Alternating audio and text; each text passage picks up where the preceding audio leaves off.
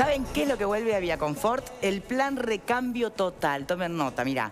Llevas tu viejo, por ejemplo, electrodoméstico y Viaconfort te lo toma como parte de pago. Además, tu electrodoméstico usado va a ser donado a instituciones que lo necesitan. Con plan recambio de Viaconfort podés llevarte, por ejemplo, este LED 50 pulgadas Full HD Panasonic por solo $599, entregando tu viejo televisor. Hay que aprovechar este plan recambio de Viaconfort. Llame ya mismo al 2507-3883. Y le damos la bienvenida a nuestros siguientes invitados, el docente de grado 4 en Derecho Constitucional, Eduardo Luz, muchas gracias por estar aquí con nosotros. Gracias. Senador del Partido Colorado, José Amorín Valle. Muy elogiado fue la pronunciación del Partido Colorado a partir de los episodios del fin de semana. ¿Puedo poner un matiz sobre eso? ¿Usted no lo elogia? No, no lo elogio porque creo que esa declaración y también una comparecencia que hizo el Partido Nacional esquivan la omisión que tuvo el Parlamento uruguayo en este tema. Los partidos políticos en una democracia no se expresan solamente a través del Comité Ejecutivo o su órgano de dirección. La principal arena, el principal escenario de los partidos políticos en una democracia es el Parlamento. Sus representantes son elegidos para que sean la voz de sus votantes en el Parlamento. Y en este episodio, que arranca desde las primeras trascendidos sobre la falsedad del título del vicepresidente de la República, que le mintió al país sobre su formación académica, desde ese momento hasta el otro día, el Parlamento estuvo omiso. No hubo nadie que fuera capaz de presentar una moción de juicio político, de censura o de declarar indigna la conducta de una persona como el vicepresidente que le mintió al país. Bueno, eso no se arregla con una declaración ex post después que pasaron las cosas hablando de frases lindas sobre la democracia. No, omitieron su responsabilidad y la omitieron por una razón deleznable, que es que no tenían votos. Como no tenían votos para que prosperara una moción, no hicieron nada. Tendrían que haberlo hecho y dejar al país, enfrentar al país a quienes respaldaban la gestión de alguien que hizo de su conducta algo indigno para el cargo para el cual fue elegido. Bueno, senador. Aclaremos el tema. Sí. ¿Por qué actuamos así? Bueno, primero, cuando el episodio del título tuvimos una sesión que muchos recordarán muy dura, en la que todos dijimos lo que teníamos que decir. Fue en aquel momento. A mí me pareció muy malo lo de Sendik y me pareció muy malo del plenario del Frente Amplio, respaldando la mentira y además diciendo que la oposición lo que quería era desestabilizar las instituciones democráticas. Eso fue y pasó. ¿Por qué no juicio político? Porque si éramos compañeros de clase en Facultad de Derecho, si yo mal no recuerdo, para que haya juicio político tiene que haber delito grave, me va a corregir el profesor, delito grave o violación de la Constitución. En este caso... Está la figura de la conducta indigna por la cual se expulsó a Germán Araujo del Parlamento. Está bien. Digo, para hacer juicio político al vicepresidente tiene que haber delito grave o violación de la Constitución. Nosotros entendíamos que ahí, por lo menos, no estaba. Ahora, frente al episodio del sábado, nosotros podíamos esperar, sí, a la Asamblea General, que posiblemente sea el miércoles, en la cual cada cual dirá lo que le parezca. Y sí, porque además hay que referirse a la renuncia. A nosotros nos parecía que el Partido Colorado tenía que salir el domingo, rápidamente, para explicar cuál era su posición frente a un hecho complicado. Y lo primero que dijimos es que acá no había riesgo institucional, porque me parece que los partidos estamos para defender esas cosas, para defender la democracia, para defender la República y para defender las instituciones. Y acá no hay riesgo institucional.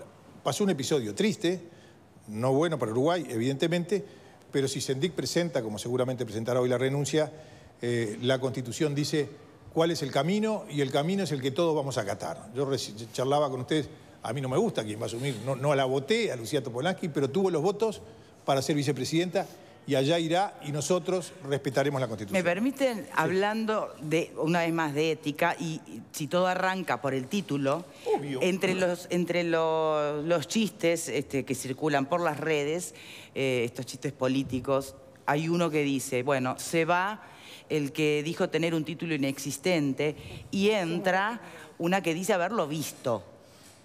Sí. ¿No nos importa? No. A mí me parece que hasta el sábado el problema era ¿qué hace este que no se va? Ahora este se va y el problema...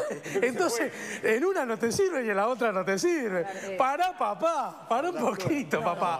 A ver, por supuesto que esta es una instancia que no es agradable, pero desde la perspectiva republicana los que de verdad somos republicanos, tenemos que alegrarnos de que se va uno por distintas razones y hay otro que le sustituye. Y pero la hay marcha que, pero hay que ver por qué se fue el primero, a ver si no es más de lo mismo, ¿o no? ¿Cómo, perdón? ¿No habría que ver por qué se va el primero para saber si lo que viene no es más de lo mismo? No, en todo caso lo que viene es ajustado a la norma y al derecho.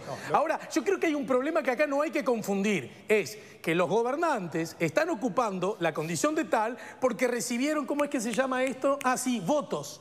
Y ese es el asunto. Hay gente que no concibe que algunos hayan tenido votos. Los que están es porque tienen votos. Y ese es un asunto que en las democracias republicanas no debemos soslayar, minimizar y mucho menos subestimar. El vicepresidente presenta renuncia y otra cosa. ¿Cómo no se van a expresar en el Uruguay los partidos políticos? Estamos todos locos. Claro que los partidos políticos se tienen que expresar. La propia historia nos enseña, Pibel Devoto. Somos lo que somos, anclados en los partidos políticos. Bueno fuera que los partidos políticos tengan que esperar a que el Parlamento se reúna y que no se manifieste en sí mismo. El Parlamento se tiene que manifestar y los partidos políticos también, por supuesto. Sí, yo creo que sí. Aparte, la institucionalidad creo que no está nada en juego si Tabaré asume y se va, porque no se iba a ir y ahora resulta que se va. El sábado se va para Estados Unidos y queda Lucía, o sea que esa cuestión de que el MPP va a tener el control, no sé qué, es como el plan Atlanta al revés. Es creer las conspiraciones. Tan ridículo uno como el otro. Claro, sí, exactamente. Y yo creo que, y tengo que defender al Partido Blanco y Colorado, cual me duele muchísimo, pero digo, ustedes hicieron sí, me duele, hicieron la denuncia penal del tema Sendik. O sea que algo hicieron. Sí, claro. O sea que me parece que la crítica que le están haciendo no se justifica. Como la crítica la hice yo y fui aludido a algunos comentarios, voy a ratificar lo que dije y por qué lo dije por si no quedó claro. Yo lo que dije es que el principal escenario de los partidos políticos no es las cuatro paredes de su comité ejecutivo, es el Parlamento para el cual fueron elegidos. Y esa denuncia penal a la que alude el compañero García fue consecuencia de una investigación parlamentaria. O sea, no se reunieron los comités ejecutivos para analizar la conducta, lo investigaron en el Parlamento y a raíz de lo que sucedió en el Parlamento fueron a la justicia. En este caso, ratifico que hubo una omisión. Respeto el punto de vista del senador Amorín en el sentido de que jurídicamente era discutible si juicio político o no. Ahora, que era una conducta indigna que el vicepresidente de la República le mintiera al país sobre su formación académica y que eso lo inhabilitaba para ejercer la alta investidura para la cual fue electo, no tengo ninguna duda. Y la Constitución prevé un mecanismo para desembarazarse de aquellos legisladores que le incurren en una conducta de ese tipo que lo hace indigno, repito, del cargo. Y fue omiso el Parlamento en seguir ese camino. A ver, Pascal le quería, yo creo que de algún modo Pascal le quería que el Parlamento echara a Sendik por 2 calzoncillos y un colchón. No, porque señor, en definitiva, no dije eso, dije por el título, porque le mintió y también el título. por el título que fue la justicia y que el caso se archivó. Me parece que lo más importante y no hay que olvidarse, y que es el tramo que le resta a Sendik, lo decía Botinelli hace un rato, también fue impulsado por los partidos de la oposición, que son las denuncias de irregularidades en ANCAP, porque acá lo terminamos expulsando prácticamente de la vicepresidencia por un gasto menor frente al déficit de 600 millones, 700 millones o 800 millones, porque ya ni se sabe de cuánto. Bien, pero son escenarios distintos, uno es la esfera jurídica y otro es la esfera de la ética, pero llegó ¿no? a la esfera jurídica por la investigación de los partidos de la oposición. A ver, por favor, sí. A tu pregunta. Sí, Amorín. Uno se va porque dijo tener un título y la que lo sustituye dijo que lo vio. Sí. En realidad la actitud de Lucía Topolansky fue la actitud de todo el Frente Amplio. Todo el Frente Amplio cerró filas frente a Sendik. Esa sesión muy dura que tuvimos en el Senado no fue contra Sendik, fue contra la actitud del plenario del Frente Amplio, que nos dijo a los legisladores de la oposición que estábamos poniendo trabas institucionales. El Frente Amplio cerró filas en frente al título de Sendik, que no existía, que todos sabían que no existía. Y Lucía Topolansky dio un paso más, dijo, bueno, yo lo vi. Eso era, hoy es ridículo. A ver, haber dicho eso es una situación que la pone en un lugar absolutamente ridículo. Ahora, lo hizo en la misma actitud que hizo el Frente. Todo el Frente tuvo esa actitud cerrada para defender el título de Sendik. Yo creo que Sendik se va por un cúmulo de cosas. Es cierto, el último paso es la tarjeta corporativa. Ese es el último, es como la gota que derramó el vaso. Pero en realidad las presiones, además, quiero ser claro, yo no digo que nosotros no hayamos sido ajenos al tema porque hicimos cosas resaltando los defectos de Sendik, pero las presiones vienen de adentro. O sea, Sendik da el último paso porque sintió que no tenía el apoyo adentro, más allá de lo que pueda decir el presidente Vázquez. es obvio. Si Sendik se sentía respaldado por el Frente Amplio, Sendik hoy seguía siendo vicepresidente. Incluso yo creo que el presidente, cortito, el presidente de la República hoy, cuando se dirige a los medios luego de la reunión de su Consejo de Ministros, me parece que comete un gran acierto y también comete un gran error. El acierto es: vamos a la Asamblea General de Naciones Unidas. Eso me parece perfecto. Acá en Uruguay no se detiene nada. Las Naciones Unidas nos está recibiendo y allá vamos. Eso me parece perfecto. Aire republicano, que nos pertenece a todos. Es lo que yo trato de reivindicar. Nos pertenece a todos. Votemos a quien votemos. También digo que se vuelve a equivocar el presidente cuando habla de ensañamiento bestial, de pegarle en el suelo, porque si bien la oposición, como no podía ser de otra manera en un sistema competitivo como es nuestra democracia, actúa, ninguno de los acontecimientos que tiene a Sendik en el centro de la acción fueron provocados por la oposición, fueron provocados por el propio Sendik. ¿Qué esperás?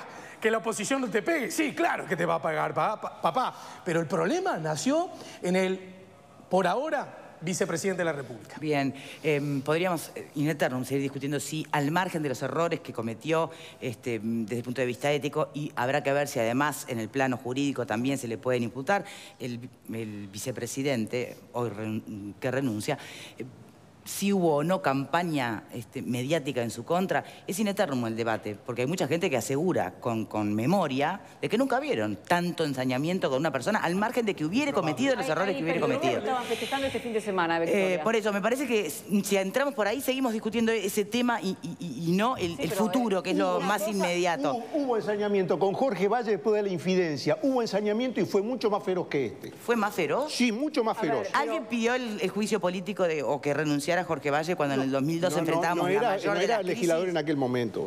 ¿Pero alguien pidió su cabeza? Además, hay periodistas que se arrogaron este fin de semana haber por poco derrocado al vicepresidente. Yo quiero recordar que la búsqueda de la verdad es una cosa. Derrocar a un vicepresidente acorralado por sus colegas es otra. Porque en este fin de semana, ¿qué se ha visto de nuevo que no se sabía respecto a las irregularidades o la corrupción? Yo concretamente y objetivamente no vi nada. ¿Qué opina, profesor? Bueno, yo voy a dar una opinión jurídica, no política. No tengo condiciones para hacerlo. Antecedente de juicio político, el más próximo fue el que se le intentó hacer al senador Enrique Erro y no prosperó porque no hubo votos en el Senado. Y ese incidente nos trae tal vez al actual, porque cuando se plantea el juicio político a Erro, que la Constitución lo prevé en el artículo 93 y en el 103, el constituyente no dice cómo hacerlo al juicio político, dice que existe, que fue lo que le pasó a Dilma en Brasil, o a Lugo en Paraguay, ¿verdad? Entonces el Parlamento de la época, con muy buen criterio, llamó a los catedráticos de Derecho Constitucional, que fue una época de oro del Derecho Constitucional que ya desapareció, en el cual eran compañeros de cátedra. No se chique. Pero es cierto, hay que reconocer las limitaciones. En el cual eran compañeros de cátedra Barba Gelata, Alberto Ramón Real, Jiménez de Arecha, Casinelli Muñoz, José Corseñac, José Aníbal Cañón y Barbé Pérez, eran compañeros de cátedra. Se imagina la cátedra de constitucional que teníamos, que era el buque insignia de la Facultad de Derecho, que lamentablemente no existe más. Entonces los profesores, le propusieron al Parlamento cómo hacer el proceso. Como no hubo votos, quedó como un trabajo bibliográfico muy valioso para estudiarlo. En este caso del vicepresidente de la República, independientemente de los motivos que lo llevaron a renunciar, y que yo al final, si usted me da un minuto, voy a hacer una mención a algo que no es precisamente a esto, pero que tiene que ver con lo que dijo usted, con el tema de ANCAP. ¿Qué es lo que dijo quién, García? No, lo que dijo ella. Verónica, perdón. Con el tema de ANCAP, que es muy importante, es más importante de lo que usted realmente dijo. La Constitución prevé todo el tema sucesorio del presidente, vicepresidente, etc. Ahora, hay situaciones que la Constitución no previó. Cuando la Constitución hay un instituto que desconoce, no es que haya que interpretarlo porque directamente lo ignoró. Que es, por ejemplo, nosotros no tenemos el referéndum consultivo, pero tenemos el referéndum contra las leyes. Eso quiere decir que el constituyente uruguayo sabía del referéndum y expresamente no incluyó el referéndum consultivo. Por lo tanto, si se planteara es imposible llevarlo adelante porque no existe. Ahora, en el caso de la sucesión presidencial o vicepresidencial, sí el constituyente la previó. Entonces no tenemos una inexistencia, sino que tenemos lo que se llama en el derecho una laguna del derecho. La laguna es, en un territorio que tiene cierta composición geográfica, hay algo que está en el medio que es distinto, que es la laguna. Entonces esa laguna hay que llenarla para hacer uniforme el territorio, ¿verdad? La Constitución en el 332, el último artículo de la Constitución, nos da las herramientas para integrar los vacíos e interpretar la Constitución. La primera herramienta que nos da, que es la que hay que ir siempre, es al texto. Primero hay que ir al texto. Y después hay sistemas supletorios o complementarios. El texto, también dice nuestro derecho en general, no quiero detenerme demasiado para no aburrirlos, dice que cuando el sentido de la ley es claro, por ejemplo, el vocablo renuncia, que es un vocablo bien claro, no se desatenderá su tenor literal con el pretexto de consultar su espíritu. Es casi una poesía ese poema, ¿no? Pues está... Como lo que dice Vázquez, cuando hay una renuncia, hay una renuncia. Y también dice la Constitución que las palabras se tomarán en su sentido natural y obvio, solo que sean palabras técnicas, en el cual ahí se tomarán en el sentido que le dan los técnicos. En el caso del vicepresidente de la República, dejando de lado que ya resolvió renunciar, Sí. lo que va a suceder ahora es que va a tomar su cargo la senadora Topolansky, porque si bien la Constitución dice el primer senador de la lista más votada, pero dice que no tuviera el impedimento del 152. Y el 152 es un artículo que dice que la presidencia no se puede, no hay reelección presidencial. El único antecedente que tenemos de un presidente que fue presidente en 2 periodos, pero fue con una maniobra política, lo digo respetuosamente, fue el general Santos, Máximo Santos, que sería muy largo de explicar cómo lo hizo. Una gigantesca Sí, maniobra. exactamente. Creó un departamento. Exactamente. Entonces, ¿qué es lo que va a suceder? Como el senador Mujica no puede tomar el cargo de vicepresidente, perdón, va a asumir la senadora Topolansky. Sí. Hasta ahí no hay duda. Hasta ahí está perfecto. Sí. Ahí la cátedra está unánime. Sí. Hay una discusión que es si la senadora Topolansky podría ser vicepresidente y el senador Mujica presidente de la Asamblea General y del Senado. Esa es una discusión que se discute, pero la mayoría de la doctrina y la cátedra, y me incluyo, estamos de acuerdo en que no es así. O sea, el vicepresidente ocupa los 3 cargos. Y le digo por qué. El vicepresidente de la República en la Constitución uruguaya, esto lo digo para ser gráfico porque me pidieron que fuera lo más claro posible, que no sé si lo estoy haciendo. Es una especie de comodín. No tiene una función propia. Incluso hace algunos años atrás se nos consultó un vicepresidente de la República que quería tener una estructura propia. Y nosotros le contestamos a ese vicepresidente que él, cuando fuera presidente en ejercicio por ser suplente ocupara la estructura del presidente. Cuando esté en el Senado, que ocupe la estructura del Senado, y cuando presida la Asamblea, la estructura de la Asamblea, porque no tiene una función propia del vicepresidente. Y donde tenga demasiado protagonismo hay que ver si también le gusta el presidente, ¿no? No hay nada que haga solo el vicepresidente. Entonces el vicepresidente es un comodín. Es suplente del presidente en las circunstancias que la Constitución lo plantea. Quedó claro, pero entonces ¿a qué va? ¿A dónde voy? Es presidente de la Asamblea General y es presidente del Senado. Por lo tanto, la senadora Topolansky va a asumir la vicepresidencia de la República y va a ser a su vez presidenta de la Asamblea General y presidenta del Senado. ¿Tenemos que votar la renuncia? Bueno, no, el tema viene ahí viene el problema que para mí no deja de ser un problema técnico, pero como la primera vez que se plantea hay que resolverlo. Lo que se habla es que el señor vicepresidente de la República va a presentar su renuncia, la Asamblea General se va a reunir y va a votar la aceptación de la renuncia. Sí. ¿Es necesario que se vote? Claro, y ahí para mí, respetuosamente, por otros colegas tan capacitados o más que yo, no es necesario, no es necesario que lo vote. Es decir, yo diría, no es que no es necesario, no hay que hacerlo. Y le voy a explicar por qué en 2 minutos. El único ejemplo en que la renuncia cambia de sentido gramatical en el derecho uruguayo, porque tiene un sentido preciso, es en el sumario a un funcionario público. Si usted le hace un sumario a un funcionario público y el funcionario a la mitad del sumario quiere renunciar, le van a decir que no, porque con la renuncia evita una sanción que eventualmente le puede caer en el sumario. Es el único caso en el cual la renuncia hay que discutirla. En el otro caso, no.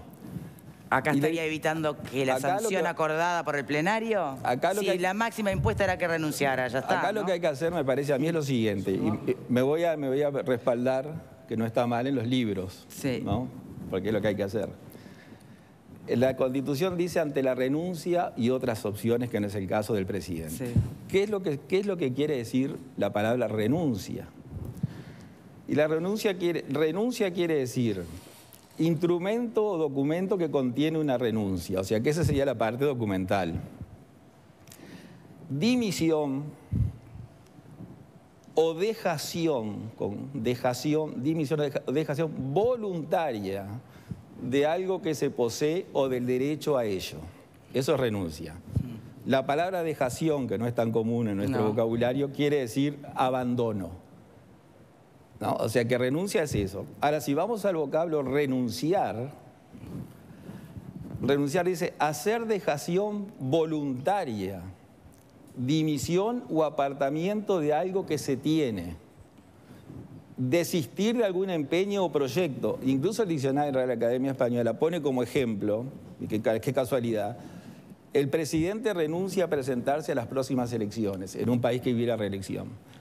Entonces, en el caso del señor vicepresidente, lo que él debería, o sea, lo que debería hacer, no lo voy a decir porque no soy tan atrevido, lo que debería hacer el Parlamento es lo siguiente.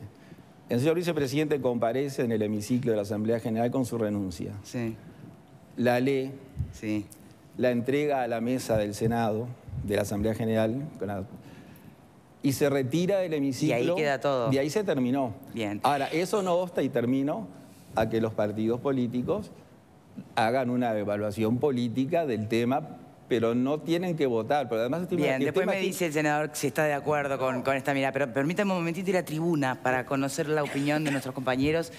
Algo más general, ¿no? No tal vez concentrados en este último aspecto, sino cómo sienten que está la situación después de este fin de semana.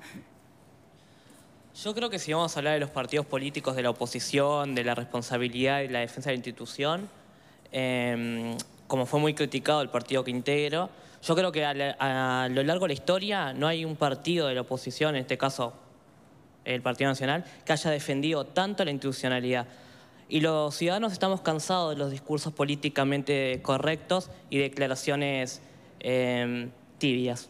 Así que me parece que la conferencia brindada por el senador Luis Lacalle Pou es el reflejo de lo que piensa una sociedad toda, y no así la declaración, para mí, con mucho respeto, del Partido Colorado. Bien. José Luis.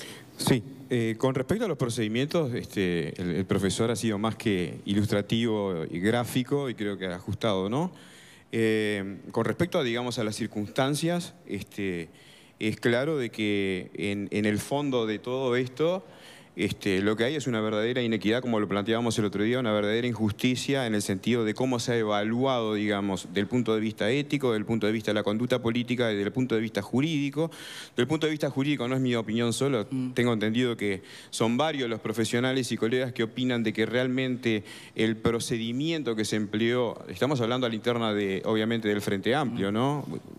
Es un tema de debate porque todos estamos discutiendo sobre la interna de un partido, independientemente de las consecuencias que tiene después a nivel parlamentario y de dimisión, como plantea el profesor.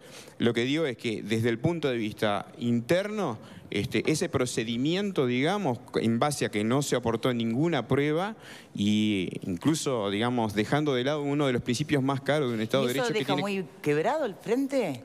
Yo creo que sí, que de alguna manera es una de las cosas a recomponer, pero el tema es que después que tú tenés una declaración por la cual te dicen, bueno, si no se apoya tal declaración o si no se apoya tal fallo o tal documentación, yo voy a dimitir o queda en riesgo determinada institucionalidad interna, es obvio que las consecuencias después no tienen mucha marcha atrás. Entonces, en este aspecto yo lo único que quiero rescatar, que lo ha hecho el presidente de la República también hoy, es la valentía, obviamente, de lo que es el vicepresidente de la República, Butaca en esta circunstancia, digamos, dejando a salvo su honor y su dignidad por los excesos que han habido, de dejar a disposición un cargo que obviamente se vota cada 5 años y que es muy caro para los uruguayos en cuanto a votos también, pero que demuestra que no está apoltronado en una butaca. Bien. Y que me parece que deja de alguna manera para que la historia también juzgue esto, ¿no? ¿Ligia? Sí, la palabra valentía me chocó un poquito, ¿no? Valentía me parece que no fue, porque no le quedaba otra que renunciar cuando todo su partido político, implícita o explícitamente, no lo apoyó, dejó de apoyarlo. Y eso pasa, me parece, cuando se abandonan los principios de izquierda. Digamos, siempre voy a lo mismo, pero me parece que es eso. Cuando se pierde la referencia, suceden estas crisis. Y no nos olvidemos que Uruguay, estaba leyendo los últimos datos, es el segundo país de América Latina con mayor deuda externa con respecto a el porcentaje del PBI. Seguimos transversalizando la tierra, seguimos con políticas neoliberales, seguimos endeudándonos cada vez más, achicando el presupuesto, con ajustes, metiendo el bolsillo a los trabajadores. Me parece que tiene que ver con una crisis en todo sentido de un partido de gobierno. Federico. Bueno, yo creo que, primero que nada, que no hay una crisis institucional, no hay una crisis política, incluso... más allá de ser votante en el Frente Amplio. Yo creo que no hay una crisis en el Frente Amplio, yo creo que deben haber reajustes, que hay situaciones, que han habido cosas más tensas dentro de la historia del Frente Amplio. Por ejemplo, dentro de la historia del Frente. Y yo creo que, sobre todo para los comunistas, cuando se cayó el muro de Berlín, todo el proceso que conllevó, el ser en el 89 uno de los sectores, o el sector más votado dentro del Frente Amplio, a lo que le pasó después, creo que hubo más crisis en la interna y un montón de dirigentes del propio Partido Comunista que fueron para distintos sectores, algunos que se fueron, otros que hoy siguen integrando otros sectores. Creo que tal vez haya golpeado más al Frente Amplio ese hecho en la década del 90 que lo de Sendik. Lo decía el constitucionalista, el papel del vicepresidente en Uruguay no tiene una tarea propia. Yo creo que es, y para muchos, de la sociedad en su conjunto, es un cargo que tal vez si no existiera es quien asume la presidencia cuando no está el presidente. Tal vez podría seguir siendo el presidente mientras no esté, o tal vez alguien del propio Senado asuma, como es un senador más, el vicepresidente. Lo otro es marcar una cosa que no se ha dicho, más allá de quién es la primera vez en Uruguay que formalmente, más allá que haya asumido en alguna otra oportunidad, una mujer asume la vicepresidencia de la República. Más allá de las condiciones que se dan y que no otras veces anteriores ha incluso ejercido la presidencia, aunque sea por poco tiempo. Bien. Y no porque sea ella, sino porque se trata de una mujer. Tenemos que hacer una pausa. Yo les recuerdo que es el mes de septiembre y es el mes de la promoción de la óptica Estela Hinchuk. La promoción del multifocal. Se compran un multifocal y se llevan de regalo otro multifocal. Es una oportunidad verdaderamente única y solo para este mes. Así que pueden pasar por cualquiera de los locales de la óptica Estela Hinchuk que tienen en Montevideo y en Punta del Este abiertos todo el año. Hacemos una pausa y volvemos al debate. Sobre la